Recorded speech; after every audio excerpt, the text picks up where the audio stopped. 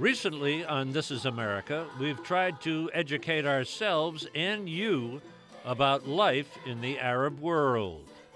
Over the past season, This Is America traveled to Egypt, Jordan, Oman, Qatar, and the United Arab Emirates.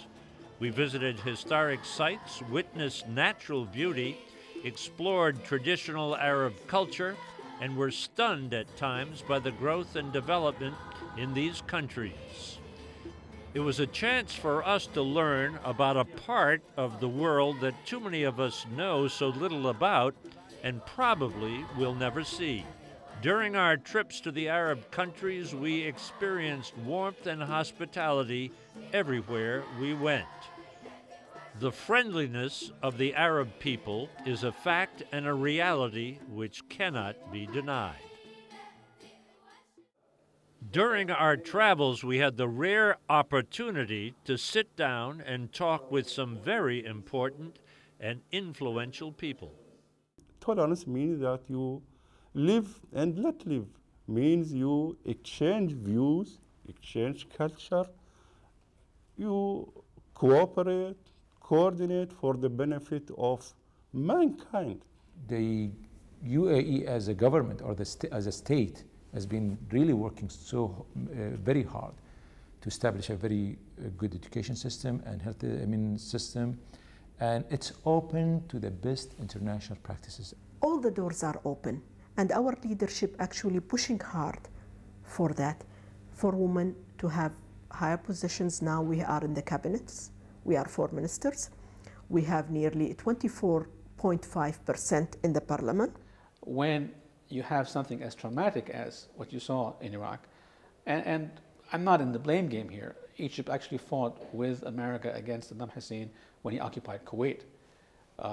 But what happened most recently, linked to what was called the war against terrorism and all that, frankly just brought too many issues to the very forefront of how Arabs saw America. It takes two to tango, and it takes two to make peace. And we did it before. People forget. I mean, Egypt did it, President Sadat did it, and we have peace now for 30 years.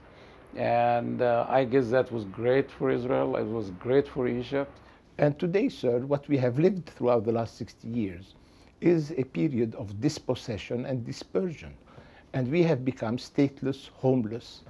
And we never got our legitimate share of understanding, sympathy, support, and solidarity, simply because we, the Palestinians, we were the victims of European history. The Sultan took over in 1970 from his father, where we had 2 schools and 15 kilometers of roads, up to now where we have 1,200 schools. Mm-hmm. There's electricity, water, roads to every village in the country. I could say Qatar is unique in terms of culture, economy, and also the way that people live. Jordan historically has been a voice of moderation in the Middle East, and it still is.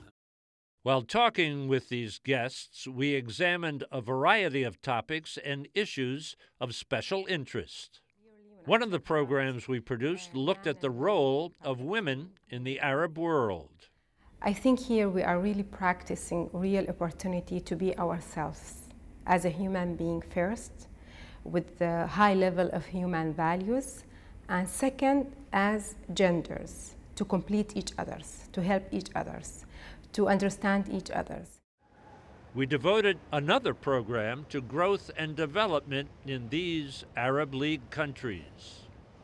Abu Dhabi has a major role in contributing to the federal budget due to its position as the biggest emirate in the federal government. We produced another program specifically focused on the rich Arab culture, values, and heritage. I think the heart of the Arab culture is the meanings, or how we can say the traditions that we have as an Arab, the hospitality, proudness, our religion, our traditions that we have in the Arabic countries, or the Arab world. The League of Arab States represents 22 countries. Is it a diverse culture, or are there common themes? Now, I must say that it is indeed one culture, but with different facets, derivatives. But we, the Arab world, we appreciate all of that. We also need to look at many of the political events and many of the current situations in the and crises that we have in the world today, and try to solve these crises peacefully, in a thoughtful way, and at the same time follow the principles of justice and fairness between people. We as non-Muslims, as Christians and non-Christians, we have the responsibility to partner with the Muslims, with the moderate Muslims, and to build this alliance of understanding. This way we can overcome all the hatred that we see in this world. In Washington, we hosted a roundtable discussion which looked at the challenges faced by many Arabs in the West and specifically in the United States. There are interest groups and lobby groups in this country that wield an enormously disproportionate influence over American policy. This is opening up now a discussion that is really the big, what do they call it? Not the 800-pound gorilla. The gorilla, the 100-pound gorilla. Yeah. But it can't be ignored, I think, when you're talking about the region. On several programs devoted to tourism in the Arab world, we explored the historic sites in each of the countries we visited. Today on This is America, we visit the ancient city of Petra in Jordan. Nizwa Fort, the most visited national monument in Oman. Yes, it is. Going back into the 1600s. Mm-hmm. Why is the Museum of Islamic Art located here in Doha, Qatar? Well, Doha, Qatar is pretty well the middle of the Islamic world. And this is not a museum about the history of Qatar. This is about the culture and history of the whole Islamic world. The major destruction of the Sphinx came because of the bad and the wrong restoration. More than water table, more than humidity and heat. Because people all the time, they used cement to restore the Sphinx.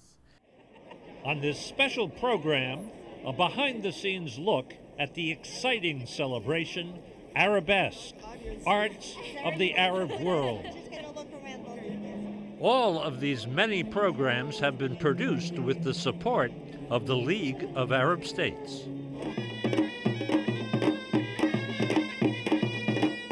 It's bring nostalgia. Nostalgia. Nostalgia. Ah.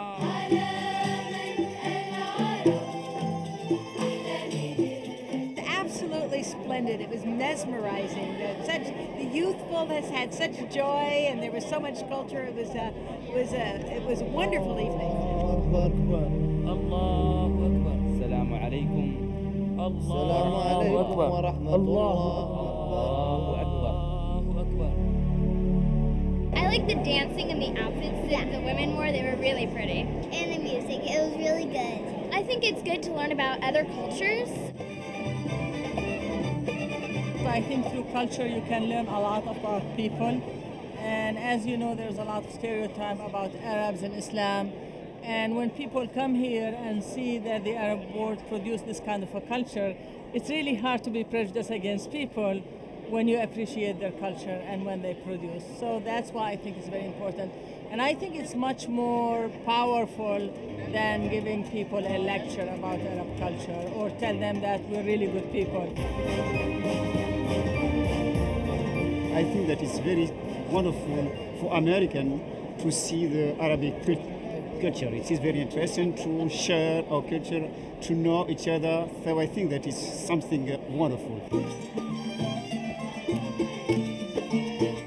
Arabesque is a 3-week festival of music, dance, theater, art, crafts, and poetry on stage at America's home of the performing arts, the Kennedy Center in Washington, D.C. This is America.